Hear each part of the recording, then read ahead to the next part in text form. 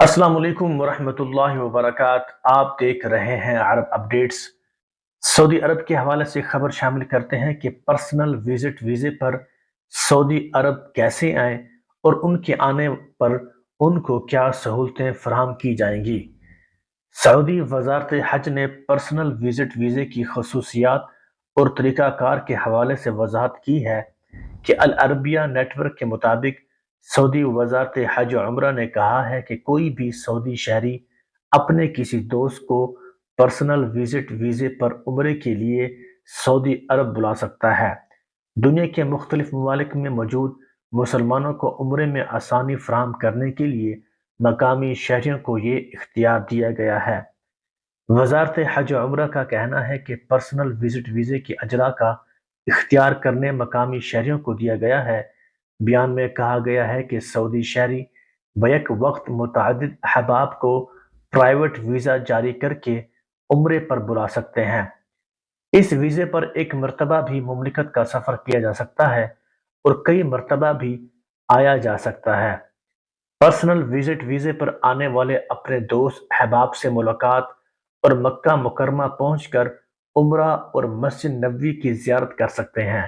مملکت کے مذہبی و تاریخی مقامات کے علاوہ سعودی عرب کے تمام علاقوں شہروں کی سیاحت کا خواب بھی پورا کر سکتے ہیں۔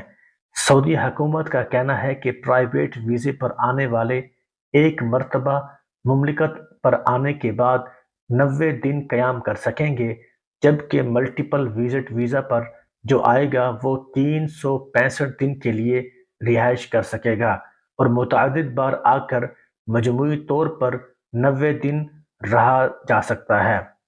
یاد رہے کہ سعودی دفتر خارجہ نے اعلان کیا تھا کہ سعودی شہری الزیارہ الشخصیہ یعنی پرسنل وزٹ پر دوست احباب کو سعودی عرب آنے کی دعوت دے سکتے ہیں۔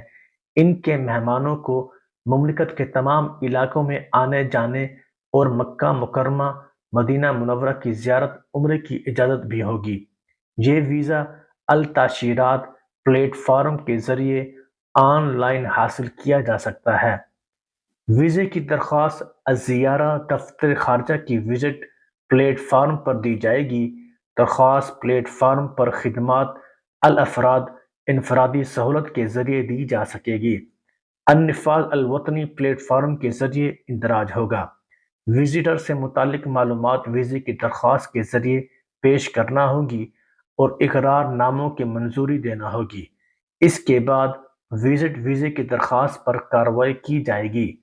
پرسنل وزٹ ویزے پر آنے والا مہمان ویزا پلیٹ فارم پر ویزے کی درخواست پرسنل وزٹ ویزے پر آنے والا مہمان ویزا پلیٹ فارم پر ویزے کی درخواست فارم پر کرنے کے بعد میڈیکل انشورنس اور ویزا فیس کی کارروائی خود کر سکتا ہے۔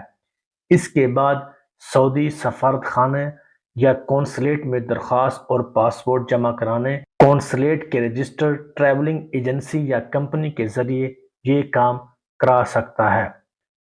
تو آج کی اپڈیٹ کے لیے اتنا ہی۔ دعاؤں میں یاد رکھیے گا۔ السلام علیکم ورحمۃ اللہ وبرکاتہ۔